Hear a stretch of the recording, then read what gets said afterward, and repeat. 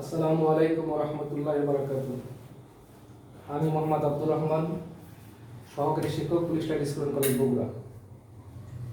প্রিয় শিক্ষার্থী, আজকে আমি দশম শ্রেণীর হিসাব বিজ্ঞান ক্লাস নেব। দশম অধ্যায়ে আর্থিক বিবরণী 3 নম্বর অঙ্কটা আজকে আমরা শিখব। তো 3 নম্বর অঙ্কের আমাদের প্রথমে ক নম্বরে বলা আছে যে উপযুক্ত তথ্য হতে মোট মুনাফা বা ক্ষতি নির্ণয় করো। তো আমরা জানি যে মোট মুনাফা নির্ণয় করতে গেলে আমাদের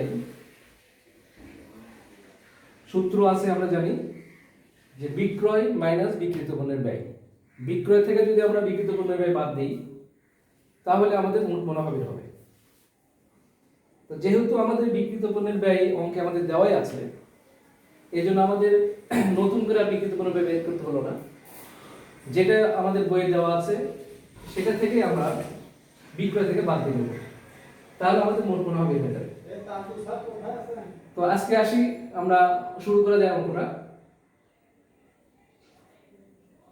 প্রিয়ন্তী এন্টারপ্রাইজ বিশদ আয় বিবরণী আংশিক 2017 সালের 31 ডিসেম্বর সমাপ্তিবর্ষের জন্য। ঘরটা আমরা দেখে নিই। বিবরণ টাকা টাকা টাকা। বিক্রয় আমাদের বইয়ে দেওয়া আছে 3,25,000 টাকা এবং বিক্রিত পণ্যের ব্যয় প্রশ্নে প্রদত্ত 1,52,000 টাকা। আমরা যদি 3,25,000 টাকার মধ্যে থেকে বিক্রিত পণ্যের ব্যয় বাদ দিই 1,52,000 টাকা, তাহলে আমাদের বের হয়ে আসে হলো 1,73,000 টাকা। এইটা হলো আমাদের মোট মুনাফা। তো প্রিয় শিক্ষার্থীরা, আমাদের ক নম্বরটা হয়ে গেল। আমরা সহজেই মোট মুনাফা নির্ণয় করতে পারলাম। এখন আমরা আসবো খ নম্বর প্রশ্ন। বলছে মোট মুনাফা 1,73,000 টাকা ধরে বিশদ আয় বিবরণী প্রস্তুত করো। যেহেতু আমাদের বইয়ে উল্লেখ করা আছে, প্রশ্ন উল্লেখ করা আছে যে মোট লাভ 1,73,000, আমাদের এখানে বের হয়েছে 1,73,000, কিন্তু যেটা উল্লেখ থাকবে আমরা সেটাই ধরবো। 1,73,000 টাকা এখানে নাও হতে পারতো, কিন্তু এখানে যেহেতু 1,73,000 টাকা দেওয়া আছে, তাহলে আমরা এটা ধরে অঙ্ক করব। তাহলে এখন আমরা আসি বিশদ আয় বিবরণী। এটা এখন আংশিক থাকবে না, পূর্ণ হয়ে যাবে। তাহলে আমরা নিট মুনাফা বের করতে গেলে, বিশদ আয় বিবরণী বের করতে গেলে নিট মুনাফা আমাদের বের করতে হবে। তো প্রথমে আমাদের মোট মুনাফা যেহেতু আমাদের বের করছি অথবা আমাদের প্রশ্নে দেওয়াই আছে, মোট মুনাফা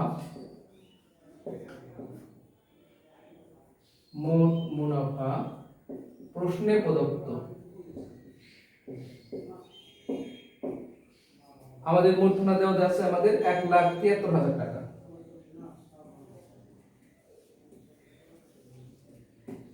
আমরা জানি মোট লাভ থেকে আমাদের এখন বাদ দিতে হবে প্রথমে যে পরিচালন ব্যয় বা পরিচালন ব্যয়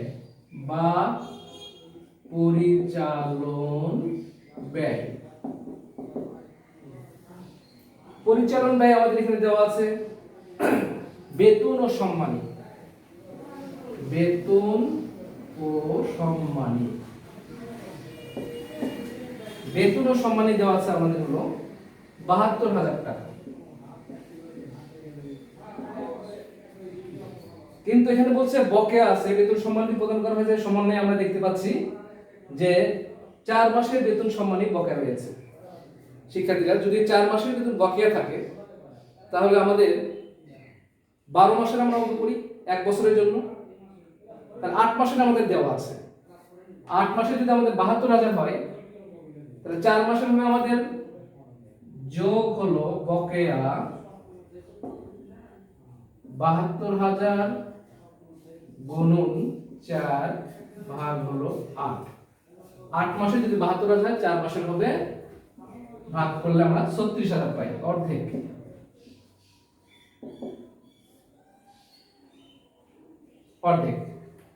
এটা আমরা দ্বিতীয় ঘরে লিখবো 72,000 আর বকেয়া হলো 36,000। এই হলো আমাদের 1,08,000, 1,08,000 টাকা বেতন ও সম্মানী।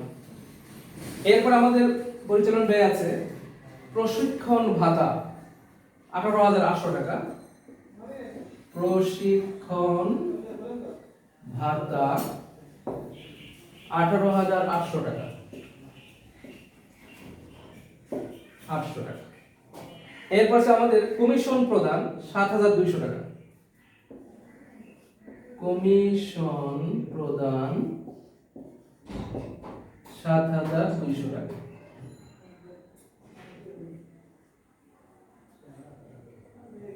এরপর আমাদের সমন্বয় দেওয়া আছে, দেখা যায় আমরা দেখতে পাচ্ছি সমান আসবাবপত্রের 10% অবচয় ধরতে হবে।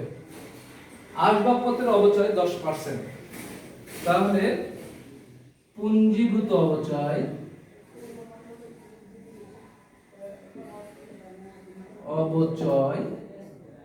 10%। আমাদের টাকা দেওয়া আছে হলো, আসবাবপত্র দেওয়া আছে 1 লক্ষ টাকা, 1 লক্ষ টাকা এর 10%, তাহলে 10,000 টাকা, 10,000 টাকা। তাহলে আমাদের পুঞ্জীভূত অবচয় 1 লক্ষ টাকা 10%, 10,000 টাকা। তাহলে আমাদের পরিচালন ব্যয় আমাদের সব হয়ে গেল, যা ছিল এখানে। আমাদের পরিচালন ব্যয় মোট দাঁড়ালো এখানে আমাদের 1,44,000 টাকা, 1,44,000 টাকা।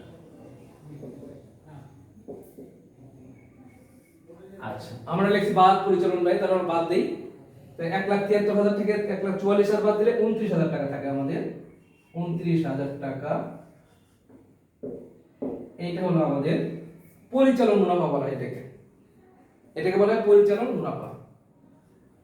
পরিচালন মুনাফা, পরিচালন মুনাফা হলো আমাদের 29,000 টাকা। শিক্ষার্থীরা, এখন আমরা নিট মুনাফা বের করতে গেলে এর সঙ্গে আমাদের যোগ করতে হবে অন্যান্য আয়। পরিচালন মুনাফা ব্যয় বাদ যায় আর আয়গুলো যোগ হয়। তো অন্যান্য আয় আছে আমাদের এখানে, এই অন্যান্য আয়গুলো আমরা যোগ করব। এখন আমাদের এখানে জায়গা না থাকে, আমরা একটু উপরে যাই। এখানে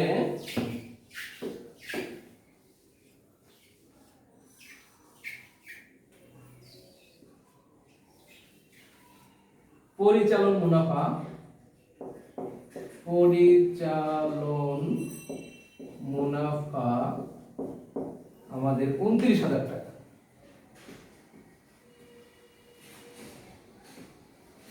এখানে আমরা পরিচালন মুনাফার সঙ্গে যোগ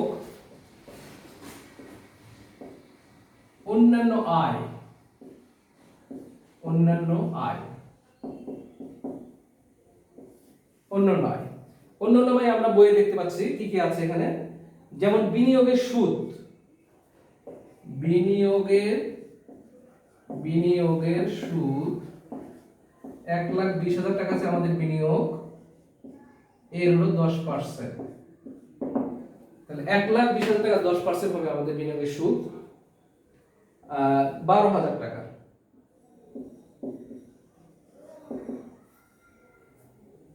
শিক্ষার্থীরা, এরপর আমাদের আছে হলো প্রাপ্ত কমিশন, প্রাপ্ত কমিশন,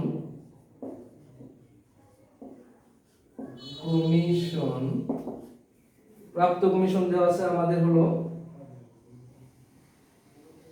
4,000 টাকা। কিন্তু এখানে কথা আছে, সমন্বয়ে আমরা দেখতে পাচ্ছি সমন্বয়ে প্রাপ্য কমিশনের 4,000 টাকা হিসাবভুক্ত হয়নি। হিসাবভুক্ত হয়নি মানে লেখা হয়নি, তাহলে এটা আমাদের অলিখিত কমিশন। তাহলে এই অলিখিত কমিশনটা আমাদের এখানে যোগ করতে হবে, যোগ অলিখিত কমিশন,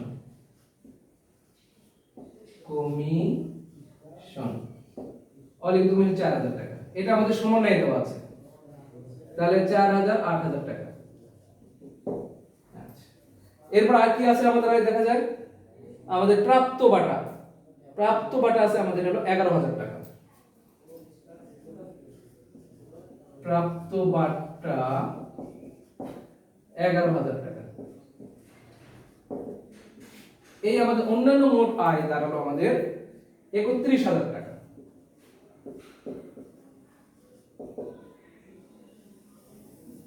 তাহলে আমরা জানি যে পরিচালন মুনাফার সঙ্গে আমাদের যদি অন্যান্য আয় যোগ করি তাহলে আমাদের নিট মুনাফা বের হয়ে যাবে। তাহলে নিট মুনাফা আমাদের 31,000 বাদ দিলে থাকে হলো আমাদের 60,000 টাকা। 60,000 টাকা, এইটা হলো আমাদের নিট মুনাফা। নিট মুনাফা। প্রিয় শিক্ষার্থীরা, আমরা বুঝতে পারলাম যে আমাদের খ নম্বর প্রশ্ন হয়ে গেল। এটা খ নম্বর নিট মুনাফা বের করতে বলছি, আমরা নিট মুনাফা বের করলাম। আমরা প্রথমে জানি মোট মুনাফার সঙ্গে পরিচালন ব্যয়টা বাদ দিতে হবে। বাদ দিলে আমাদের হয় পরিচালন মুনাফা। আর এই পরিচালন মুনাফার সঙ্গে আমাদের অন্যান্য আয় যোগ করলে যেটা হবে সেটা হবে আমাদের নিট মুনাফা। এখানে আমরা নিট মুনাফা নির্ণয় করতে পারব। তাহলে আমাদের ক এবং খ নম্বর প্রশ্ন আমাদের উত্তর হয়ে গেল। আমাদের নিট মুনাফা 60,000 টাকা বের হয়ে গেল। এখন আমরা আসবো গ নম্বর প্রশ্ন, আর্থিক অবস্থার বিবরণী। আর্থিক অবস্থার বিবরণী। তার এখানে লেখাটাও আমাদের একটু চেঞ্জ হয়ে যাবে। প্রিয়ন্তী এন্টারপ্রাইজ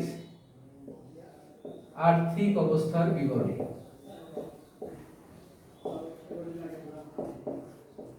বিবরণী 31 ডিসেম্বর 2017। আমাদের 31 ডিসেম্বর 2017।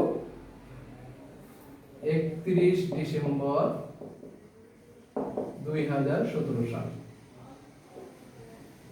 প্রিয় শিক্ষার্থীরা, এখন আমরা চলে গেলাম গ নম্বর প্রশ্নে। গ নম্বর প্রশ্নে বলছে, এখানে দেওয়াই আছে যে নিট মুনাফা 60,000 টাকা দিয়ে আর্থিক অবস্থার বিবরণী প্রস্তুত করো। আমরা আর্থিক অবস্থার বিবরণী তৈরি করতেছি। এখন আর্থিক অবস্থার বিবরণী আমরা জানি সবাই যে আর্থিক অবস্থার বিবরণী হলো এল এ সমান এল প্লাস ই। এ হলো অ্যাসেটস, এল হলো লায়াবিলিটিস, আর ই হলো ই। তো এ সমান এল প্লাস ই। তাহলে এ বলতে আমাদের মোট সম্পত্তি বলে অ্যাসেটস বোঝায়। এখন অ্যাসেটস এর মধ্যে আমাদের ভাগ আছে। একটা হলো স্থায়ী সম্পত্তি, দীর্ঘমেয়াদী বিনিয়োগ, এরপর আছে আমাদের হলো চলতি সম্পত্তি। এখানে যদিও নাই আর অন্যান্য সম্পত্তি থাকে, আমরা অনেক সম্পত্তি বলি। এই সম্পত্তিগুলো যোগ করে যেটা হয় সেটা হলো মোট সম্পদ। মোট সম্পদ যা হবে মালিকানা সত্ত্ব এবং দায়িত্ব তাই হবে, অর্থাৎ এ সমান এল প্লাস ই। তাহলে এখানে আমরা মোট সম্পত্তি প্রথমে আমরা তাহলে স্থায়ী সম্পত্তিগুলো লিখে ফেলাই। আচ্ছা, স্থায়ী সম্পদ। স্থায়ী সম্পদের মধ্যে প্রথমে আমাদের আছে আসবাবপত্র। আসবাবপত্র এখানে দেওয়া আছে আমাদের হলো 1 লক্ষ টাকা। বাদ হলো পুঞ্জীভূত অপচয়। পুঞ্জীভূত অপচয় 10,000 টাকা।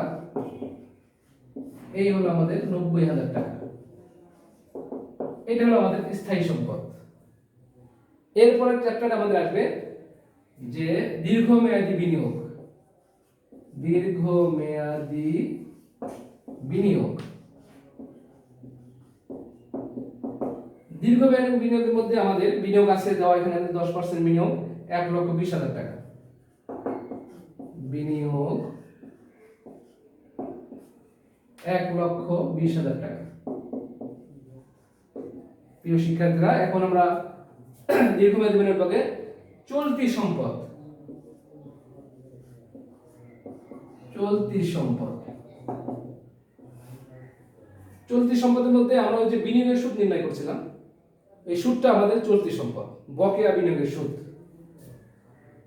বকেয়া বিনিয়োগের সুদ।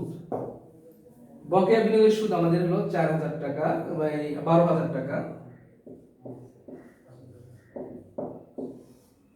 এরপরে আমাদের বকেয়া সুদের পরে আমাদের আছে হলো প্রাপ্য কমিশন। প্রাপ্য কমিশন, ওই যে বকেয়া যে প্রাপ্য কমিশন 4000 টাকা, এইটা আমাদের সম্পদ। প্রাপ্য কমিশন, প্রাপ্য কমিশন আমাদের 4000 টাকা। এর পাশে আমাদের সমাপনী মজুত পণ্য। সমাপনী মজুত পণ্য আমাদের 58000 টাকা। সমাপনী মজুত পণ্য আমাদের 58000 টাকা। এই আমাদের চলতি সম্পদ বের হয়ে গেল। এই চলতি সম্পদ আমাদের 74000 টাকা হলো আমাদের চলতি সম্পদ। 74000 টাকা। প্রিয় শিক্ষার্থীরা, আমরা জানি স্থায়ী সম্পদ, দীর্ঘমেয়াদী বিনিয়োগ আর চলতি সম্পদ, এই সম্পদগুলো যোগ করে যেটা বের হয় সেটা হলো মোট সম্পদ, অর্থাৎ এ অ্যাসেটস, মোট অ্যাসেট, টোটাল অ্যাসেটস। তার টোটাল অ্যাসেটস আমাদের আসলে 2,84,000 টাকা।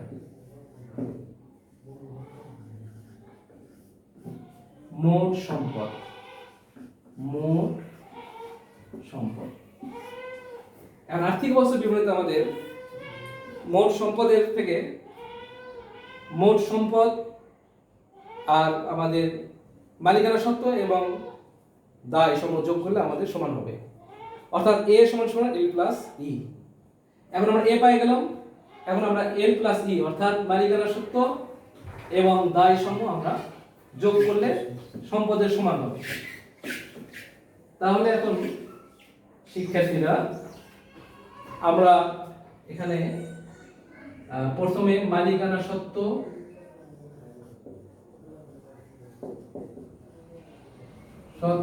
ও দায় সমূহ। মালিকানা সত্ত্ব আমাদের এখানে, মালিকানা সত্ত্বের মধ্যে আমাদের এখানে আছে মূলধন। মূলধন আমাদের টাকা দেওয়া আছে হলো আমাদের 1,48,000 টাকা। 1,48,000 টাকা আমাদের মূলধন। প্রিয় শিক্ষার্থীরা, আমরা জানি মূলধনের সঙ্গে আমাদের উত্তোলন বিয়োগ হয়, নিট লাভ যোগ হয়। যেহেতু আমাদের উত্তোলন এখানে নাই, তাহলে আমরা এখানে যে নিট মুনাফা যেটা বই দেওয়া আছে আমাদের 60,000 টাকা, এই নিট মুনাফা আমরা যোগ করব, তাহলে আমাদের মালিকানা সত্ত্ব বের হয়ে যাবে। যেহেতু উত্তোলন নাই, আয় কর নাই, এগুলো আমরা বাদ দেব। তাহলে যোগ হলো আমাদের যোগ নিট মুনাফা। নিট মুনাফা প্রশ্নে প্রদত্ত, প্রশ্নে প্রদত্ত 60,000 টাকা। 60,000 টাকা আমাদের এই নিট মুনাফা, 60,000 টাকা। তাহলে আমাদের এখানে মালিকানা সত্ত্ব বের হলো 2,08,000 টাকা। 2,08,000 টাকা, এটা আমাদের মালিকানা সত্ত্ব। এরপর আমাদের দায় সমূহ লিখতে হবে। দায় সমূহের মধ্যে আমাদের চলতি দায় আর দীর্ঘমেয়াদী দায়। দীর্ঘমেয়াদী দায় যদি এখানে আমাদের নাই, দীর্ঘমেয়াদী দায় হলো আমাদের ঋণপত্র, ব্যাংক ঋণ, এগুলো আমাদের দীর্ঘমেয়াদী দায়। আর এখানে আমাদের শুধু চলতি দায় দেওয়া আছে, এই জন্য আমরা চলতি দায়টা এখানে লিখে নেব। চলতি দায়, চলতি দায়। চলতি দায়ের মধ্যে আমাদের এখানে বকেয়া বেতন ও মজুরি, ওই যে বকেয়া আছে না আমাদের, ওইখান থেকে আসবে বকেয়া বেতন ও সম্মানী। বকেয়া বেতন ও সম্মানী আমাদের দেওয়া আছে 36,000 টাকা।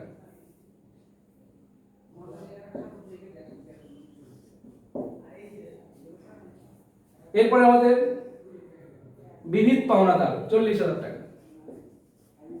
বিবিধ পাওনাদার,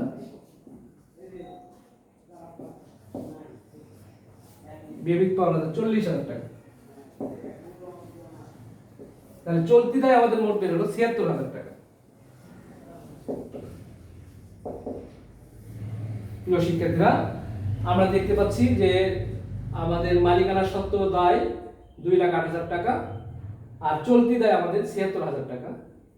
তাহলে আমাদের মোট মালিকানা সত্ত্ব এবং দায় বের হয়ে গেল 2,84,000 টাকা।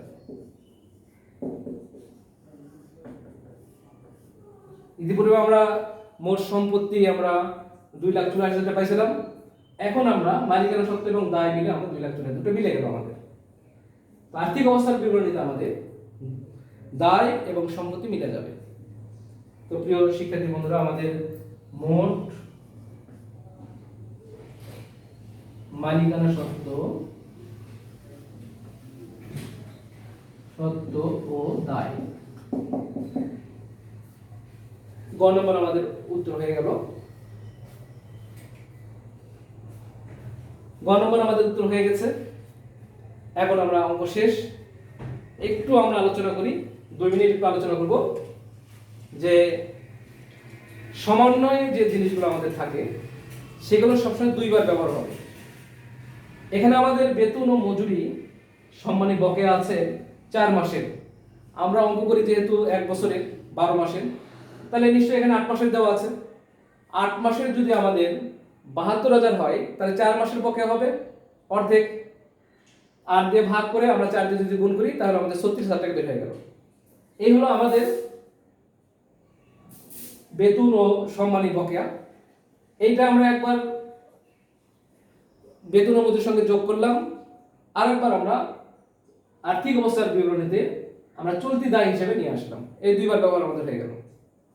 দ্বিতীয় সমন্বয়ে দেওয়া আছে আমাদের আসবাবপত্রের 10% অপচয় করতে হবে। আসবাবপত্রের অপচয় যেহেতু এটা একটা আমাদের ক্ষতি, সেহেতু এটা আমাদের পরিচালন ব্যয়ের মধ্যে যাবে। আমরা পরিচালন ব্যয়ের মধ্যে আসবাবপত্রের অপচয় ধরছি, আর এখানে এসে আমরা আসবাবপত্র সম্পত্তি থেকে আমরা বাদ দিয়ে দিয়েছি, তাহলে 2 বার আমাদের ব্যবহার হয়ে গেছে। তৃতীয় নম্বর আছে আমাদের হলো প্রাপ্য কমিশন 4,000 টাকা হিসাবভুক্ত হয় নাই। হিসাবভুক্ত যেহেতু হয় নাই, এটা তাহলে অপ্রত্যক্ষ আছে, তাহলে প্রাপ্ত কমিশন আমাদের 4,000 দেওয়া ছিল, আর আমরা বকেয়া প্রাপ্ত কমিশন আমাদের 4,000, এই হলো 8,000 টাকা। এই বকেয়া প্রাপ্য কমিশন এটা আমাদের সম্পত্তি হিসাবে, চলতি সম্পত্তি হিসাবে দেখাতে হবে। প্রিয় শিক্ষার্থীরা, আমরা বইয়ের 3 নম্বর অঙ্ক আমরা শিখলাম, আশা করি আমরা এটা বুঝতে পারছি। পরবর্তীতে আমরা অন্যান্য আমরা ক্লাস করব। আজকের মনে আমরা এখানেই বিদায় নিই। তোমরা সবাই ভালো থাকো, সবাই সুস্থ থাকো। সরকারি যে বিধিবিধান আছে বিধিবিধান আমরা সবাই মেনে চলবো। করোনা ভাইরাস থেকে আমরা সবাই যেন মুক্তি পেতে পারি, এই জন্য সবাই আল্লাহর কাছে দোয়া করব। আসসালামু আলাইকুম ওয়া রাহমাতুল্লাহি ওয়া বারাকাতুহু।